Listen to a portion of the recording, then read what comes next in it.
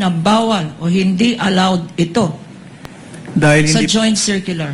hindi po siya kasama dun sa exclusive list of allowable confidential expenses under item 4.8 po. Ano pa ang na-observe mo dito?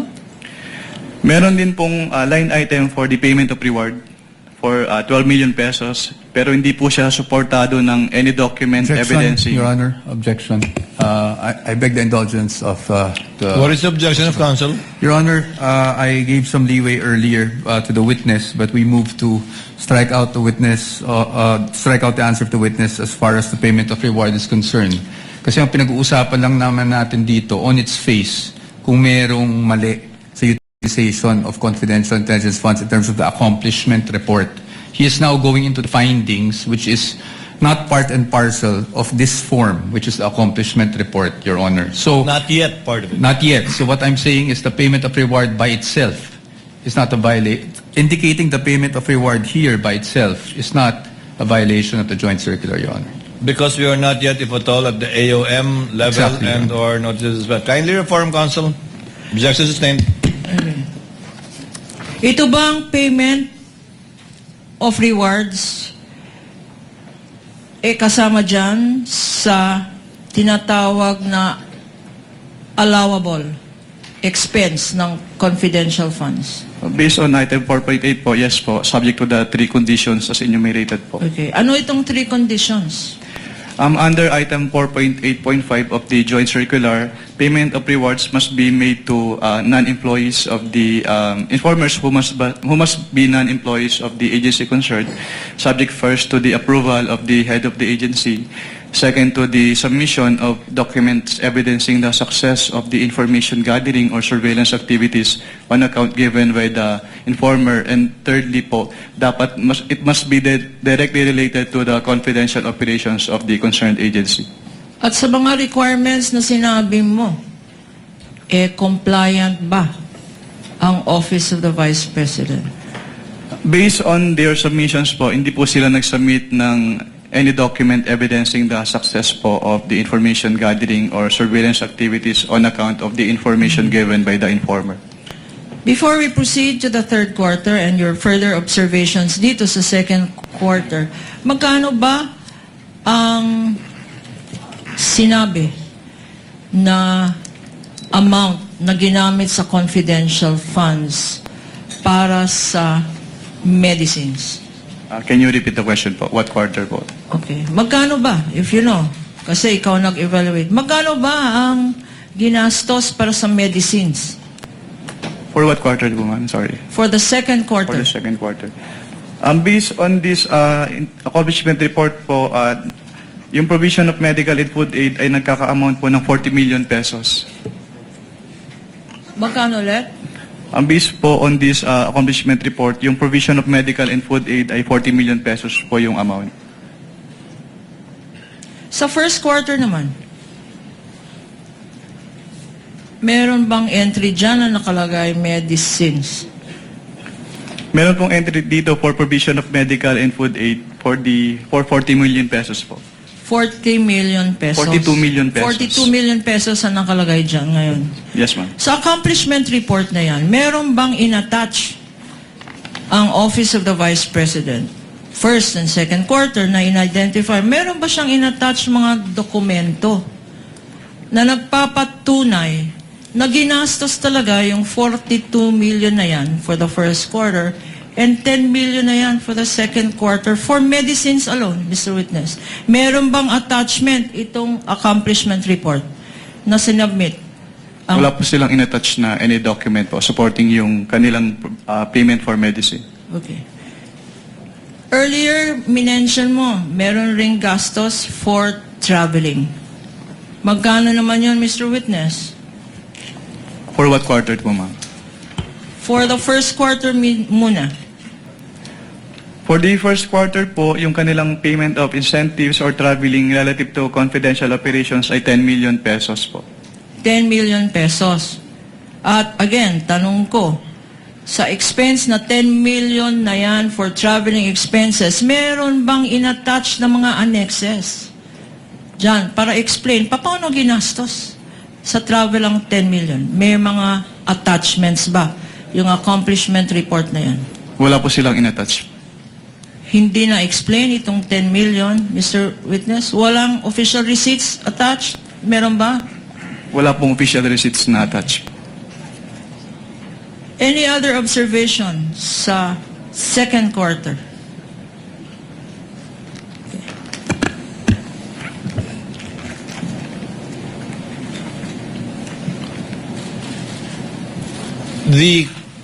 There you go. Okay. Same lang po with the first quarter yung findings po dito. Sa third quarter naman po tayo pumunta. Exhibit P-1-17, 7-D. What are your observations? Ano naman ang masasabi mo dito sa accomplishment report ng Vice President?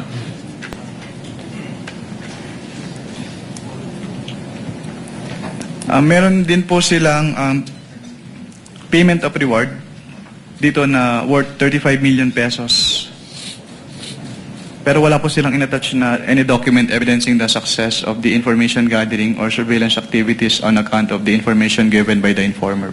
Okay. Sinabi mo na walang sinubmit na ebidensya. Wala bang naka-attach dito sa accomplishment report? Wala po, ma'am.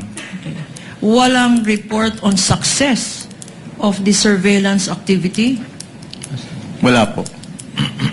And, sa pagkaalam mo, and based on your evaluation of the provisions of the joint circular, compliance audit ito, compliant ba ito?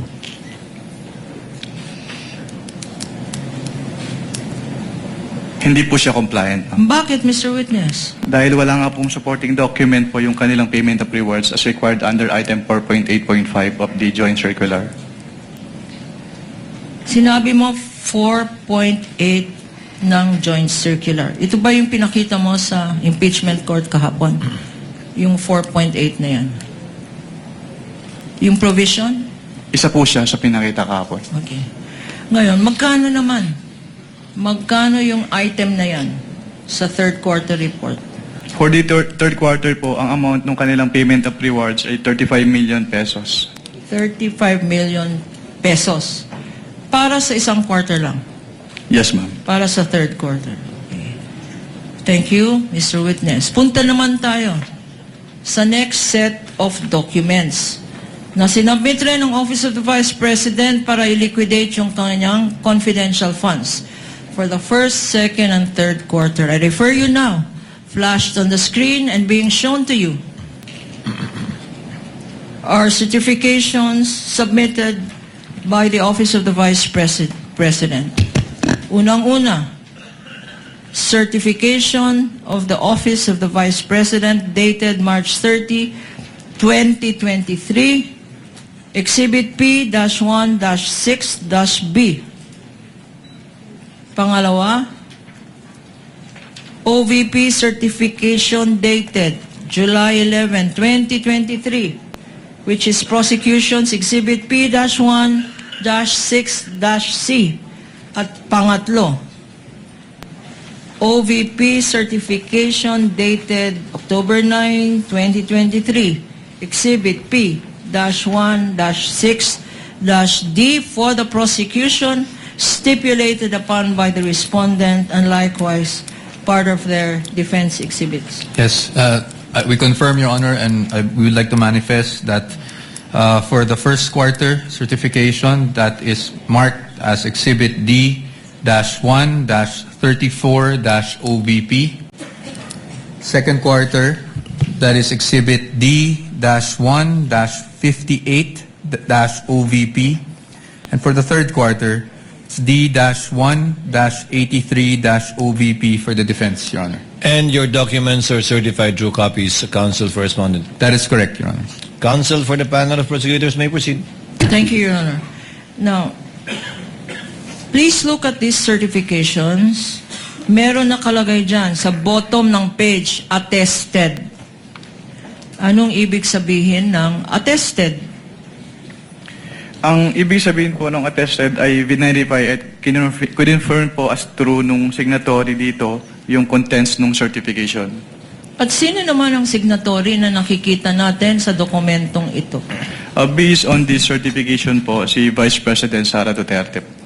At siya mismo ang nag-attest na tama lahat ang nakalagay dyan?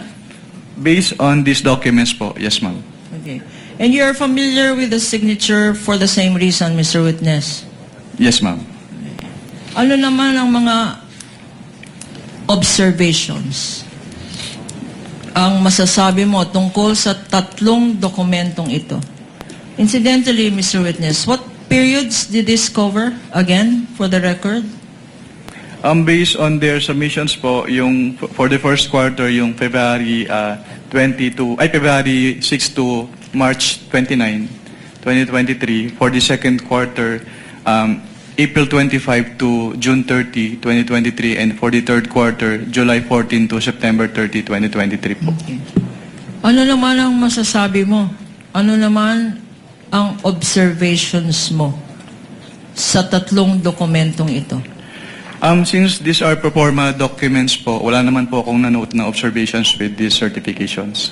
Anong ibig sabihin ng proforma? Parang copy-paste? Naka-attach po siya as annex dun sa Joint Circular 2015-01. Okay. Naka-attach sa joint circular at yun ang Naka-annex. sinabit nila? Naka-annex po. Okay. Yung Tawag- format. Ang tawag doon ay Proforma po. Naka-annex yung format dun sa Joint Circular 2015-01. ang tawag ko doon copy-paste. Na copy-paste. Anyway, Your Honor, again, with all due respect to opposing counsel, I would like to object to Sustained. that characterization, Your Honor. Sustained, counsel. I withdraw, Your Honor. I just could not resist myself. Sustained. Counsel No. may proceed. Provisions of the joint circular. Sinabi mo, ito yung pinagbasihan mo ng mga evaluation mo ng mga documents na to. What, if any, are the violations that you observe based on the joint circular? May i-clarify po kung anong document po yung pinipertain niyo, ma'am. Ano? Sa lahat ng dokumento. Sa lahat po ng dokumento. Based on, for what quarter po? Sorry. For all the quarters. For all the quarters. Yung first and second quarter po kasi magkasama sa isang AOM lang. And then yung third quarter ay nakaseparate po yung AOM. So punta muna tayo sa first and sinasabi mo, Mr. Witness, na yung first and second quarter, isa lang ang na-issue na AOM. Ano tong ibig sabihin ulit ng AOM? Audit Observation Memorandum po. Okay. And Based on the Joint Circular 2015-01, yung Audit Observation Memorandum po ay yung written notification to the agency informing them of the deficiencies po noted during the audit and requiring them to submit an explanation or the documents being sought po dun sa AOM or both. okay, under the circular, this joint circular that you mentioned, ito bang Audit Observation Memorandum? Kailan ini-issue ito? Ini-issue po siya upon evaluation po nung auditor noong documents at may na-note po siyang findings doon based on the evaluation po. Okay. Pero meron tayong konting background, no? Kasi kahapon, meron ring na-stipulate ang respondent at ang prosecution ng mga notice of suspension at notice of disallowance. For the better appreciation of this honorable court, paki-educate kami. Pakisabi nga anong difference ng AOM, Audit Observation Memorandum, pagkatapos yung notice of suspension, at pagkatapos yung notice of disallowance. Ano ang mga pagkakaiba nitong tatlo? If I am to start po with the definitions po based on the joint circular, katulad po nung na-define ko kanina sa AOM, it is an written notification to the agency concerned of the deficiencies noted during the audit and requiring them to submit an explanation po or the documents being sought or both po. Okay. At ang agency po ay merong 15 days from the receipt of the AOM within which to submit their comments, justifications, or documents po as required Okay. po in the AOM. So pagkatapos ng issuance ng isang audit observation memorandum, ang mga subject ng audit ay binibigyan ng 15 days para mag-submit ng mga dokumento. Based po dun sa rules and regulations on settlement of accounts po ng COA. Yes, ma'am. Paano pag may sinubmit na dokumento at hindi pa rin sapat or tama or insufficient or may discrepancy? Anong nangyayari? Kapag may sinumit po na document at based on the evaluation of the auditor, hindi pa rin po sapat yung document na yon, then that is the time po na mag-i-issue na po ng notice of suspension. At Anong definition ng notice of suspension sa joint circular? under the joint circular po, yung notice of suspension is a written notification to the agency head and the accountant informing them of the temporary disallowance po nung disbursement sa audit because it appears that the disbursement is irregular, illegal, or improper and requiring them to submit their justifications or the documents po being sought in the AOM or both. Sinabi mo, Mr. Witness, para maintindihan natin, no? Ito ay temporary. Okay. Yes, ma'am. Based on findings na irregular. Ano ba irregular? Ano ibig sabihin Irregular. ng irregular? Based on COA circulars po, ang irregular disbursement ay yung mga disbursement na hindi umaayon or hindi nagko-comply dun sa requirements ng mga COA issuances. Okay. Sa Pilipino, ang tawag dito ay irregular pa rin. Tama? Itong illegal. Anong ibig sabihin ng illegal? Kapag sinabi pong illegal, yung disbursement po ay hindi nagko-comply dun sa applicable laws. At kung sinabi mong improper, Kapag improper naman po, ang ibig sabihin, yung expenses ay either unnecessary, excessive, extravagant, or unconscionable po. so pag nagbigay kayo ng notice of suspension, ito ay nagpapahayag. This means, ang significance nito ay na-observe ninyo, ikaw, sa audit findings mo, na ito ay irregular, illegal, or improper. Leading, Your Honor. Objection. Kindly reform, Counsel. I will go to the next question. Pag hindi na-comply ang notice of suspension, what action, if any, is taken by your office? Kapag hindi po na-comply yung notice of suspension, then that is the time po na mag-i-issue na kami ng notice of disallowance. Ano naman itong notice of disallowance? Based on the joint circular po, yung notice of disallowance ay yung written notification to the agency head or the accountant informing them of the disallowance nung disbursement and requiring them to restitute the amount po nung disbursement because yung disbursement ay illegal, improper, or irregular. So, Mr. Witness, whether tinatawag mo ito AOM or Audit Observation Memorandum, or whether notice of suspension, or whether notice of disallowance, in these three stages, nabibigyan ng opportunity ang ino-audit na agency para mag-comply? Yun po ba ang ibig sabihin ng explanation mo? Kapag sa AOM po, tsaka notice of suspension, yes, binibigyan po silang ng opportunity para mag-comply. Pero kapag ND na po kasi, pag notice of disallowance, ang tangi remedy na lang nila is to settle the amount or to appeal with the commission proper. Okay. Let us go now to the issue of the Office of the Vice President. Earlier, you said AOMs were issued to the Office of the Vice President, correct? Now, Yes, ma'am. specifically, let us go now to the first and second quarter of 2023, showing to you, and if shown to you, and flashed on the screen, would you be able to identify the same?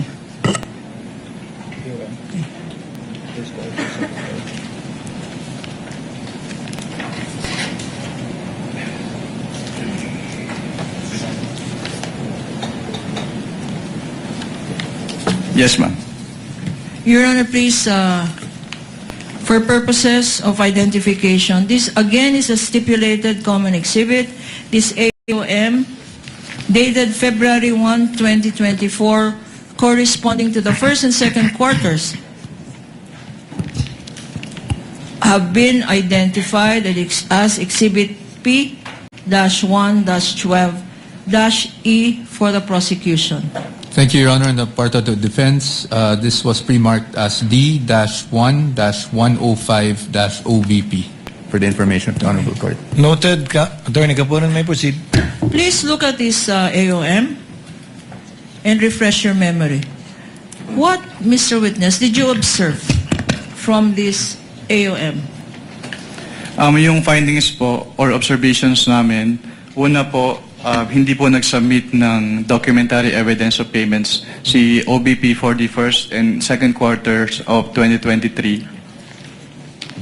Pangalawa po, based on their accomplishment report, meron kasing nakalagay as payment of rewards pero wala pong sinubmit si OBP na any document evidencing the success po, which is in violation of the item 4.8.5 of the joint circular.